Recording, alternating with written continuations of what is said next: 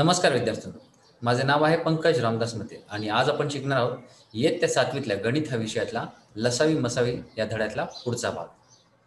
तर चला या पाठामध्ये पाहूया आपण भाग कसे पाडतो म्हणजेच विभाजक कसे करू शकतो. तर सगळ्यात पहिले आपण शिकणार आहोत संख्येचे मूळ अवयव पाडणे. आता हा मूळ अवयव पाडणे का महत्त्वाचे आहे? कारण संख्यांचा लसावी व मसावी काढण्यासाठी युक्लिडचा एक सोपा व महत्त्वाचा नियम अनेकदा वापरला जातो. तो नियम आहे कोणतीही संयुक्त संख्या ही मूळ संख्येच्या गुणाकार रूपात लिहिता येते. युक्लिड यांनी एक नियम ठेवला होता किंवा एक नियम बनवला होता. तो नियम आहे कोणतीही संयुक्त संख्या ही मूळ संख्याच्या गुणाकार रूपात लिहिता येते. म्हणजेच काय? दिलेली संख्या तिच्या मूळ अवयवांच्या गुणाकार रूपात लिहिणे म्हणजेच त्या संख्येचे मूळ अवयव पाडणे असे म्हणतात. म्हणजेच जर आपल्याला 4चे विभाजक शोधायचे आहे तर आपण 4चे विभाजक कसे लिहिणार? 1 गुणिले 2 गुणिले 2. तर अशा प्रकारे आपण त्याचे अवयव पाडतो. तर चला आपण काही उदाहरणांचा अभ्यास करू म्हणजेच हा नियम काय आहे ते आपल्याला समजेल. आता आपल्याकडे उदाहरण आहे 24 ही संख्या मूळ अवयवांच्या गुणाकार रूपात लिहा. गुणाकारांच्या रूपात लिहा. तर पहिले आपण उभी मांडणी पाहू. 2 ह्या 24ला भागा. जोपर्यंत भागाकार कमीत कमी संख्येने भागता येईल तोपर्यंत प्रयत्न करा. म्हणजे 2 ने 24 ने भागले. 24ला सगळ्यात छोटी संख्या कोण विभागू शकते ती म्हणजे 2. एकानंतर एक आहे संख्या ती म्हणजे 2. त्यानंतर 12 उत्तर येते किंवा 12 भागाकार येतो कारण आपल्याला माहिती आहे 12 दुणे 24. आता 12ला सगळ्यात छोटी संख्या कोण विभागू शकते ते 2. तर पुन्हा उत्तर आले 6. तसेच करत राहिले तर आपल्याला उत्तर येते 3 आणि 3ला सगळ्यात छोटी संख्या 3च आहे जी स्वतःला भागू शकते. मग उत्तर आले 1. आता याची आडवी मांडणी पहा. म्हणजेच काय? पहिले बघायचे काय? 24ला भाग जाणारी सगळ्यात छोटी संख्या आहे 2 तर 2 गुणिले 12. आता 12ला भाग जाणारी सगळ्यात छोटी संख्या आहे 2 त्याचे उत्तर येते 6. तसेच 6ला भाग जाणारी सगळ्यात छोटी संख्या आहे 2 त्याचे उत्तर येते 3. तर हे पडले आपले 12चे अवयव आणि हे पडले आपले 6चे अवयव. तर तुम्ही पाहिलं तर इथे 2 व 3 हे मूळ अवयव आहेत कोणाचे? 24. कारण इथेही त्या मूळ संख्या आहेत. या पूर्ण मांडणीमध्ये आपण जर पाहिले उभी मांडणी पाहिली मगाशी आणि आता आडवी मांडणी पाहिली. या दोघांमध्ये 2 आणि 3 हे दोनच मूळ अवयव आहेत. म्हणजेच मूळ संख्या आहेत. हे तुम्ही जर सगळ्यांचा गुणाकार केला तर तुम्हाला काय मिळेल? 3 गुणिले 2 6, 6 गुणिले 2 12 आणि 12 गुणिले 2 मिळाले तुम्हाला काय? 24. तर अशा प्रकारे आपण 24चे अवयव पाडत जातो. आता दुसरे उदाहरण पाहूया. उदाहरणार्थ खाली दिलेल्या संख्या मूळ अवयवांच्या रूपात लिहा. म्हणजे आता ही संख्या आहे 63 तिचे मूळ अवयव आपल्याला लिहायचे. तर आपण कसे लिहू शकतो? तर आपल्याकडे 2 वेगवेगळ्या प्रकार आहेत ते आपण बघूया. आता तुम्ही जर पाहिले तर 63ला आपण पहिले 3ला भागले तर आपलं उत्तर काय येऊ शकते? जे काही उत्तर येईल म्हणजे आपलं उत्तर येईल 21. 21ला समजा 3ने परत भागले तर आपलं उत्तर काय येते? 7. ह्या तिघांचाही गुणाकार केला तर आपल्याला उत्तर 63च मिळेल. तर तुम्ही पाहू शकता 63ला सगळ्यात मोठी संख्या कुठली आहे जिने आपण भाग जाऊ शकतो ती म्हणजे 7 9 63. आता त्यापुढे 7चे अवयव पडू शकत नाही तर कोणाचे पडू शकतात? 9चे. तर 9चे आपण अवयव पाडले तर 3 ही संख्या आहे सगळ्यात छोटी जी 9ला भागू शकते. तर 3 गुणिले 3 आपलं उत्तर येते 9. आता या दोन्ही वर्तुळांच्या मध्ये किंवा दोन्ही संख्यांच्या मध्ये आपण गुणाकाराचे चिन्ह लिहू कारण आपल्याला माहिती ह्या दोघांचा गुणाकार केला तर 63च येतो आणि या तिघांचाही गुणाकार केला तरी 63 येतो. याचा अर्थ काय? या 63चे मूळ अवयव 3 3 आणि 7.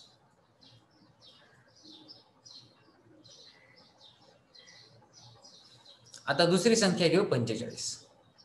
45ला सगळ्यात छोटी संख्या कुठली आहे जी आपण भागू शकतो ती म्हणजे 3. तर 3ने जर भागितले तर आपलं उत्तर येते 15. 15ला सुद्धा सगळ्यात छोटी संख्या आहे ती म्हणजे 3. म्हणजे 3 गुणिले 3 गुणिले 5 ही पडेल यात 45 अवयव. आता इथे पाहू 45 हा सगळ्यात मोठा कोणाचा गुणाकार आहे? आपण लिहू शकतो 5 गुणिले 9 कारण 9 5 45. आता 5 जसे तसे लिहू कारण 5 ही मूळ संख्या झाली. 5ला कोणी फक्त 5च भागू शकतो. परंतु 9 ला आपण भागू शकतो 3 ने, तर 3 आपण लिहिले. तर 3 गुणिले 3 गुणिले 5, तर ही झाली आपले 45चे मूळ अवयव. आता जाऊया 20कडे. तर 20चे मूळ अवयव कसे? तर पहिल्यांदा पाहू कुठली संख्या आहे जिने 20ला भागू जाऊ शकतो. तर तुम्ही म्हणू शकता 4 गुणिले 5, 10 गुणिले 2, कुठलीही घेतली तरी चालेल. तर 20ला आपण भागले 2 भागामध्ये, 2 गुणिले 10. आता 2 ला फक्त एकच संख्या भागू शकते म्हणजे ती 2, म्हणून तिला ॲज इट इज किंवा जशी आहे तशी आपण खाली ठेवली. आता 10 ला भाग जाऊ शकतो. 10 ला कोण भागू शकतो? तो म्हणजे 2. 2 पंचे 10. याचा अर्थ काय? तिघांचाही गुणाकार केला किंवा ह्या दोघांचाही गुणाकार केला तर आपल्याला उत्तर येणार 20. म्हणजेच काय? 20 चे जे मूळ अवयव पाहायला गेले तर ते आहेत 2 गुणिले 2 गुणिले 5.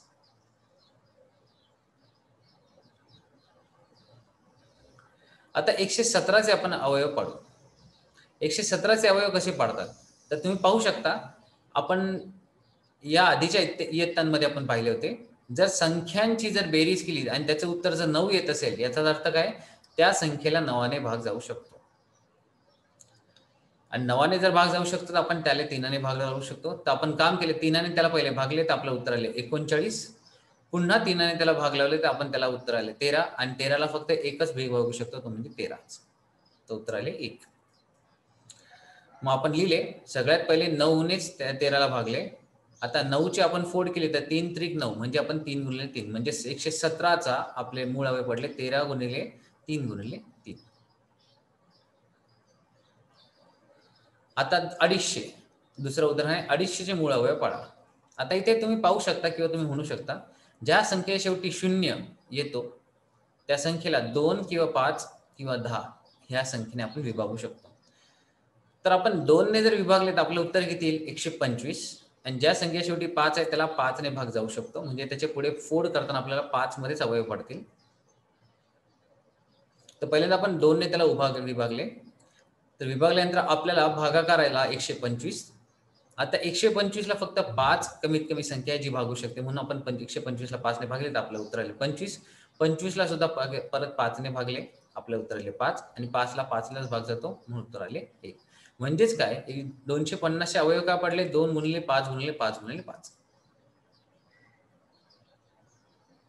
तेथे तुम्ही पाहू शकता ही झाली उभी मांडणी आणि ही झाली आडवी मांडणी.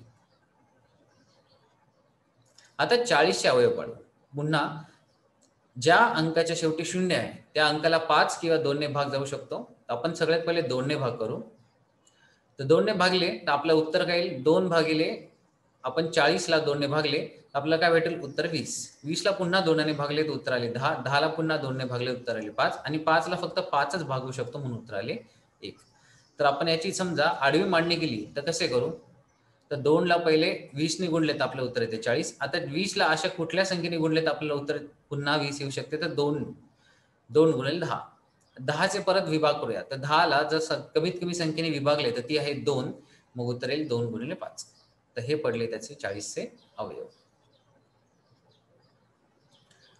आता अजून एक समजा आपण 8 गुणिले 5 लिहिले तर, कारण 8 गुणिले 5 हे 40च येते. मग असे लिहिल्याने काय होईल? तर मग आपण इथे आता 8 ची फोड करत जाऊ. तर 8 ला कुठली कमीत कमी संख्या आहे जिने भाग जाऊ शकते? म्हणजे 2. 2 दुनी 4, 2 चोक 8. म्हणजे 4 ने जर भाग गेला तर उत्तर जायचं होतं. मग आपण लिहू शकतो 2 गुणिले 4 गुणिले 5. आता या 4 ला कमीत कमी संख्या कुठली आहे जिने भाग जाऊ शकतो? ती म्हणजे 2. तर 2 ने भागले तर आपलं उत्तर येईल 2 गुणिले 2. तर अशा प्रकारे आपण कुठल्याही पद्धतीने सोडवले तर आपल्याला मूळ अवयव तेच भेटतात. तर आज आपण काय शिकलो? आज आपण शिकलो की कुठल्याही दिलेल्या संख्येचे मूळ अवयव का काढायचे किंवा कसे काढायचे.